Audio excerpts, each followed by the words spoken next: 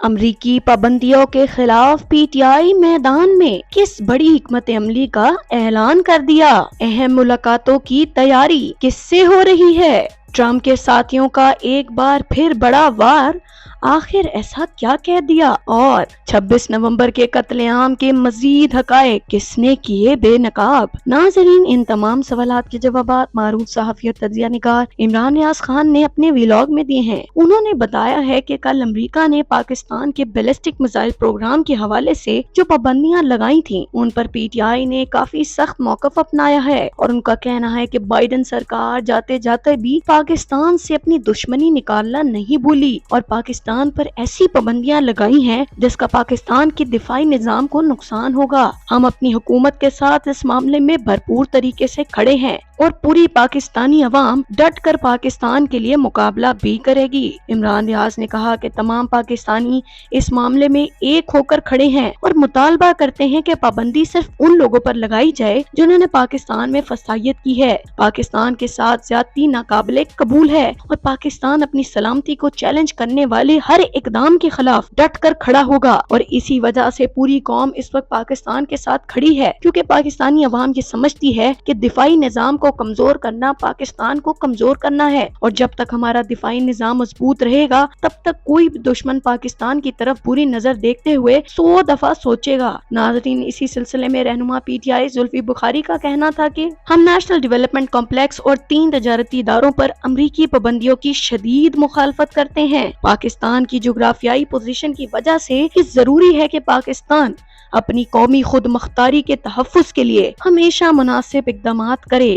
یہ بدقسمتی کی بات ہے کہ صدر بائیڈن کی حکومت اپنی آخری وقت میں بھی اپنے اس دوہرے معیار کو برقرار رکھے ہوئے ہے۔ ناظرین، انہوں نے بتایا کہ کبھی بھی انڈیا کے اوپر اس قسم کی پابندیاں نہیں لگائی گئی ہیں، اور امریکہ نے ہمیشہ انڈیا کو دفاعی نظام مضبوط کرنے میں سپورٹ بھی کیا ہے، مگر جب پاکستان کی باری آتی ہے تو امریکہ کی ہمیشہ سے کوشش رہی ہے کہ پاکستان کا دفاعی نظام کمزور سے کمزور ترین ہو، تاکہ جب کبھی بھی انڈیا کو ہم پر حملہ کرنے کی ضرورت پڑے تو وہ بآسانی کر سکیں۔ ناظرین، اس کے بعد عمران ریاض نے بتایا کہ وزیر اعلیٰ خیبر پختونخوا کی جانب سے پی ٹی آئی کے 200 لاپتہ لوگوں کے حوالے سے اہم معلومات دی گئی ہیں، جس میں ان کا کہنا ہے کہ 26 نومبر کو لاپتہ ہونے والے 200 لوگوں میں سے کئی واپس آ گئے، اور اب تعداد صرف 54 رہ گئی ہے۔ اڈیالہ جیل میں جب انہوں نے کمرہ عدالت کے باہر صحافیوں سے گفتگو کی تو اس میں ایک سوال کے جواب میں وزیر اعلیٰ خیبر پختونخوا علی امین گنڈاپور نے کہا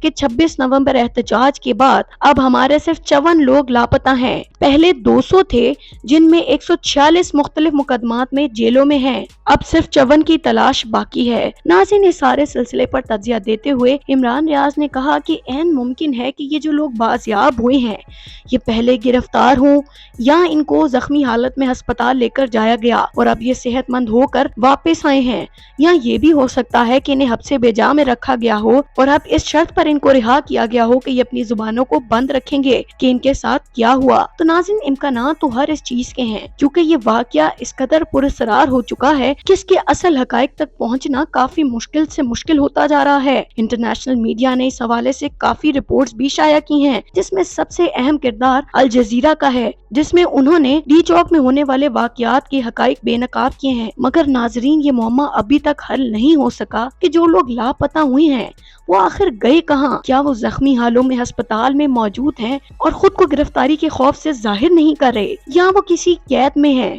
آخر وہ ہے کہاں؟ یہ سوال اس وقت حکومت کے گلے کا بھی پھندا بن چکا ہے۔ یہی وجہ ہے کہ جو بھی ادارہ یا صحافی اس حوالے سے حقائق تلاش کرنے کی کوشش کرتا ہے، حکومت اس کو گرفتار کر لیتی ہے۔ ناظرین، معروف صحافی مطیع اللہ جان بھی جب اس چیز پر تحقیقات کر رہے تھے تو ان کو بھی اٹھا لیا گیا تھا، مگر اب ان کی ایک تازہ ترین رپورٹ کے مطابق 26 نومبر قتل عام کے بعد پیمز اور پولی کلینک کے ریکارڈ کے مطابق 134 زخمیوں میں 84 لوگوں کو گولیاں لگیں، 12 شہداء الگ ہیں، دوسرے ہسپتال الگ ہیں جہاں پر زخمی ہونے کے بعد ہسپتال تک پہنچنے والے الگ، اور سینکڑوں افراد لاپتہ بھی ہیں۔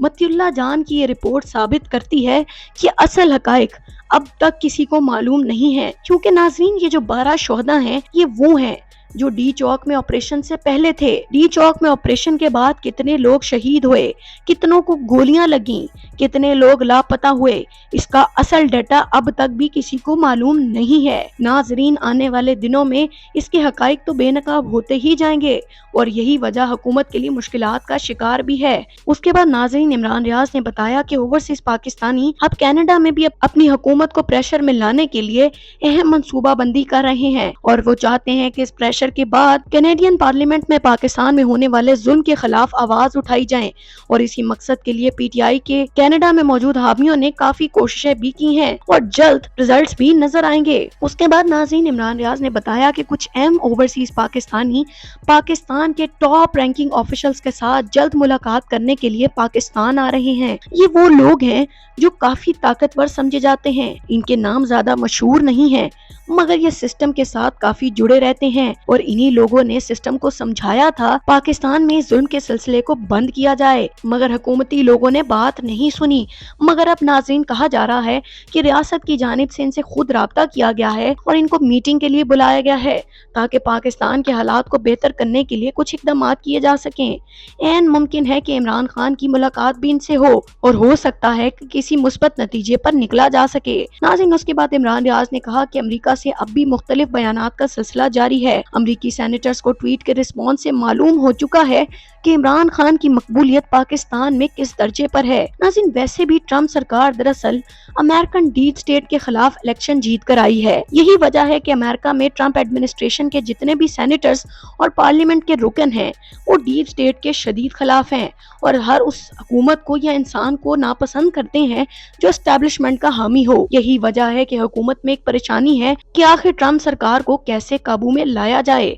अब तक हुकूमत की कोशिशें नाकाम रही हैं, मगर क्या आने वाले दिनों में हुकूमत अपनी दाल गला सकेगी, ये तो वक्त ही बताएगा।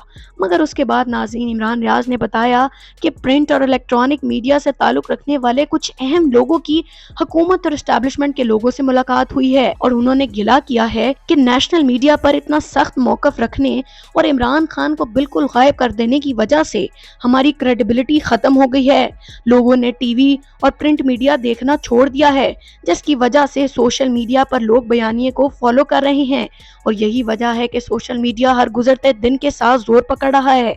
अगर हमने ये वन साइडेड रिपोर्टिंग बंद ना की तो वो वक्त दूर नहीं कि जब टीवी चैनल देखना लोग मुकम्मल तौर पर छोड़ देंगे। इसी मीटिंग के बाद ये फैसला किया गया कि टीवी पर इमरान खान का नाम लेने की इजाजत दे दी जाएगी और हुकूमत पर भी तनकीद की इजाजत दी गई, जिसके बाद से इलेक्ट्रॉनिक मीडिया अपनी क्रेडिबिलिटी को बहाल करने की दोबारा से कोशिश कर रहा है।